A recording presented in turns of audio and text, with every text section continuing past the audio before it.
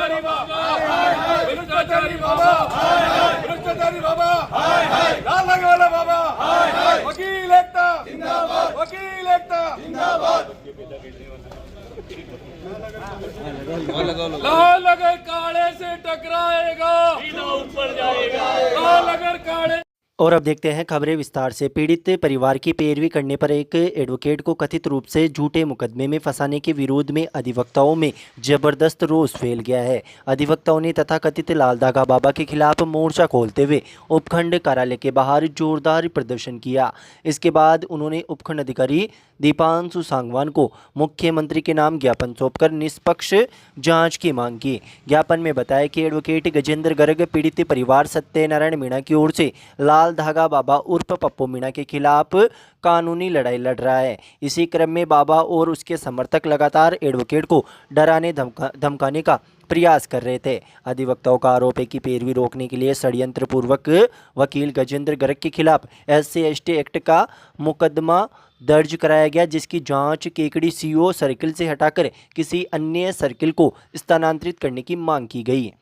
Bar association के अध्यक्ष मनोज आहूजा ने कहा कि क्षेत्र में एक कथित लाल धागा बाबा महिलाओं को संतान होने का झांसा देकर लाखों करोड़ों रुपए की ठगी कर रहा है। उन्होंने कहा कि बांझपन और चमत्कारी इलाज के दावों पर सुप्रीम कोर्ट की स्पष्ट गाइडलाइन है, लेकिन इसके बावजूद प्रशासन कोई कार्रवाई नहीं कर रहा है।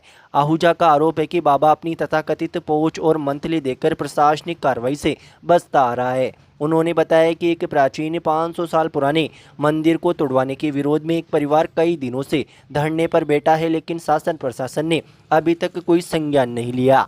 बार अध्यक्ष ने चेतावनी दी है कि यदि जल्द कार्रवाई नहीं की गई तो अधिवक्ता समुदाय उग्र आंदोलन के लिए बाध्य होगा। तथाकथित बाबा के खिलाफ पिछले 15 दिनों से सांवर उपखंड कार्यालय के बाहर बुजुर्ग दंपति छोटूलाल मीणा व सायरी देवी अपने परिवार सहित धरने पर बैठे हैं। उनका आरोप है कि बाबा ने ऐतिहासिक भेरूजी मंदिर को तोड़ दिया और शिकायत करने पर उनके पुत्र सत्यनारायण मीणा को थाने में टॉर्चर कराया। बुजुर्ग दंपति ने कहा कि वे लगातार धरने पर बैठे हैं, लेकिन प्रशासन ने अब तक एक बार भी सुनवाई नहीं की। इस लापरवाही से क्षेत्र के लोगों में भी गहरा आक्रोश है और वे शीघ्र कार्रवाई की मांग कर रहे हैं। लाल धागे वाला, लाल धागे वाला, कपटी लाल धागे वाला, कपटी लाल धागे वाला, कपटी लाल धागे वाला, कपटी लाल धागे वाला, कपटी लाल धागे वाला, कपटी लाल धागे वाला, लाल धागे वाला बाबा, लाल धागे बाबा, भ्रष्टाचारी बाबा, भ्रष्टाचारी बाबा, लाल धागे वाला बाबा, वकील एकता जिंदाबाद, वकील एकता जिंदाबाद। लाल अगर काले से टकराएगा सीधा ऊपर जाएगा, लाल अगर काले के सदस्य गजेंद्र गर्ग के खिलाफ वकालत नहीं करने का दबाव बनाया गया लगातार, और उसके बाद जब ये नहीं रुके, अपने क्लाइंट की पैरवी करने से नहीं रुके, तो इनके खिलाफ षड्यंत्र रखते हुए SC/ST की रिपोर्ट दर्ज करवाई गई है और इनको गिरफ्तार करने का प्रयास किया जा रहा है। इसके पीछे लाल धागे वाला बाबा, कथित बाबा अपने आप को कहता है, निसंतान दंपतियों को संतान पैदा करने की बात करता है, लाखों करोड़ों रुपए यहाँ लोगों को लूट रहा है और लाखों कमा करके लगभग 30-40% यहाँ के प्रशासन को, यहाँ के पुलिस को, यहाँ के जनप्रतिनिधियों को बांट रहा है, यहाँ के कुछ मीडिया कर्मियों को भी बांट रहा है, जिससे यहाँ पे हालात ऐसे खराब हो रखे हैं। मतलब इस क्षेत्र की पूरे हिंदुस्तान में दुर्दशा हो रही है कि इस प्रकार से यहाँ के कैसे लोग हैं। पाखंड में आज उसके लिए एक्ट भी बना हुआ है, लेकिन वो लाल धागे वाला बाबा अपने पैसों की वजह से ये सब चीज कर रहा है। और उसने अभी कुछ दिनों पहले 500 साल पुराना मंदिर वहां पे तोड़ने की जानकारी हमारे पास आई। उस पीड़ित परिवार द्वारा यहाँ न्याय की गुहार लगाते हुए आंदोलन किया जा रहा है। उसकी कोई पुलिस सुनने वाली नहीं है, प्रशासन सुनने वाला नहीं है, जनप्रतिनिधि सुनने वाला नहीं है। एक वकील हमारा पैरवी कर रहा है निःशुल्क रूप से, उसको रोकने के लिए ये षड्यंत्र रचा गया है। SC/ST की रिपोर्ट दर्ज करवाई गई है। हम इसका कठोर शब्दों में विरोध करते हैं। माननीय मुख्यमंत्री के नाम अभी हमने और पुलिस महानिदेशक के नाम अभी हमने ज्ञापन दिया है कि इसमें निष्पक्ष जांच करवाई जाए, और साथ ही जिन लोगों ने यह मुकदमा झूठा दर्ज करवाया है उन षड्यंत्रकारी को बेनकाब करके SC/ST में झूठी रिपोर्ट करने के खिलाफ उनके खिलाफ कार्रवाई होनी चाहिए।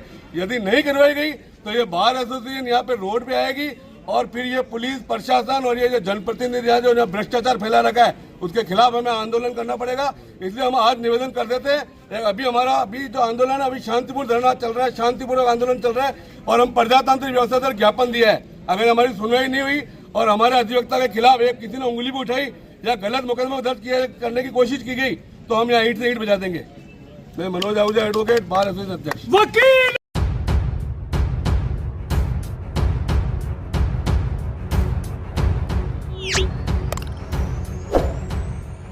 राज्य सरकार के ग्रामीण विकास एवं पंचायती राज विभाग ने केकड़ी विधानसभा क्षेत्र में ग्राम पंचायतों के पुनर्गठन और पुनर्सीमांकन की अधिसूचना जारी कर दी है। इस अधिसूचना के तहत केकड़ी, सांवर और सरवाड़ पंचायत समितियों की ग्राम पंचायतों के क्षेत्रों का पुनर्निर्धारण किया गया है। हालांकि किसी नई ग्राम पंचायत का गठन नहीं किया गया है। यह कार्रवाई राजस्थान पंचायती राज अधिनियम 1994 की धारा 98 के तहत मिली शक्तियों का उपयोग करते हुए की गई है। इस प्रक्रिया से पहले जिला कलेक्टरों को प्रस्ताव तैयार करने, उन्हें सार्वजनिक अवलोकन के लिए प्रसारित करने और 1 माह के भीतर आपत्तियां आमंत्रित कर उन पर सुनवाई करने का अधिकार दिया गया था। जिला कलेक्टरों द्वारा प्रक्रिया पूरी करने के बाद राज्य सरकार ने केकड़ी, सांवर और सरवाड़ पंचायत समितियों से संबंधित प्रस्तावों को अपनी स्वीकृति प्रदान की। नई अधिसूचना के अनुसार इन पंचायत समिति क्षेत्रों की कई ग्राम पंचायतों का पुनः सीमांकन करते हुए उनके भौगोलिक क्षेत्र निर्धारित किए गए हैं।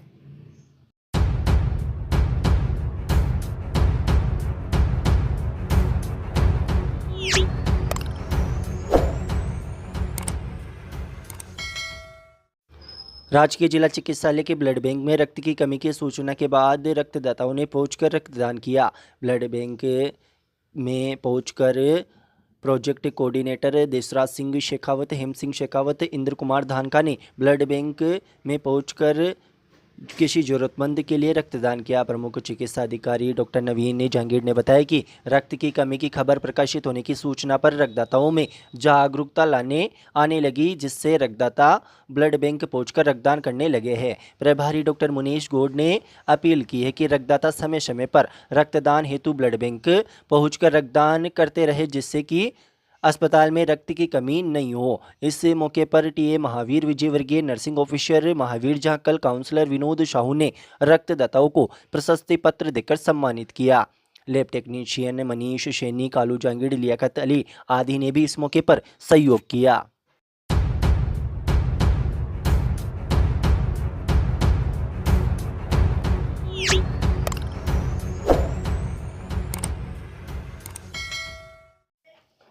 सांवर के निर्मला कोठारी शिक्षक प्रशिक्षण महाविद्यालय एवं निर्मला कोठारी महाविद्यालय सांवर में सरगम 2025 का 5 दिवसीय समाजोपयोगी उत्पादन शिविर का शुभारंभ शुक्रवार को किया गया। इस मौके पर कॉलेज निदेशक ऐशन याती ने कहा कि शिविर लगाने के लिए बालक का सह शैक्षिक एवं गतिविधियों में विकास करना उद्देश्य है, इसलिए शिविर में जागरूक रहकर नियमित गतिविधियों में सभी भाग ले। समारोह की अध्यक्षता करते हुए कोषाध्यक्ष अविनाश कोठारी ने कहा कि अनुशासित रहकर अपने भौतिक विकास के लिए सभी गतिविधियों में भाग लेकर विजेता रहकर पारितोषिक प्राप्त करें। इस मौके पर प्राध्यापक धनराज जहांगीर ने कहा कि जीवन की उपयोगी और महत्वपूर्ण भूमिका निभाते हुए शिविर में सीखने का प्रयास करें। अतिथियों ने मां सरस्वती के चित्र के सामने दीप प्रज्वलित कर शिविर का शुभारंभ किया। निदेशक ऐशन याती ने बताया कि पहले दिन सभी छात्र छात्राओं ने मैदान की साफ सफाई की और मैदान को तैयार कर श्रमदान करते हुए 55 पौधरोपण का लक्ष्य रखा गया और साथ ही बताया कि समाज उपयोगी उत्पादन शिविर में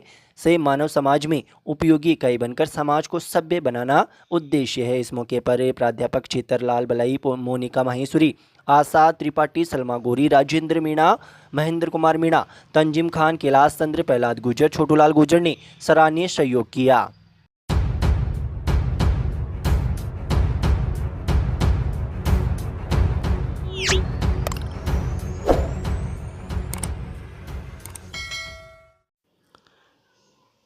डॉक्टर अंकुर शर्मा को ब्लॉक मुख्य चिकित्सा अधिकारी बनाए जाने पर सामुदायिक स्वास्थ्य केंद्र सरवाड़ में एक विशेष समारोह का आयोजन कर सिकवाल समाज द्वारा उनका स्वागत अभिनंदन किया गया। इस मौके पर सिकवाल समाज के वरिष्ठ सदस्यों ने डॉक्टर शर्मा को साफा पहनाकर व माल्यार्पण कर गर्मजोशी से स्वागत किया तथा उन्हें नई जिम्मेदारी मिलने पर शुभकामनाएं दी। समारोह के दौरान भगवान प्रसाद पालड़िया, राधे गोविंद मिश्र, परमेश्वर प्रसाद मिश्र, दिनेश जोशी, अमित व्यास, राम प्रसाद शर्मा, अमित मिश्र आदि मौजूद रहे। इस मौके पर डॉक्टर शर्मा ने समाज के सभी सदस्यों का आभार व्यक्त करते हुए विश्वास दिलाया कि वे अपने दायित्वों का निर्वहन पूरी निष्ठा और समर्पण के साथ करेंगे।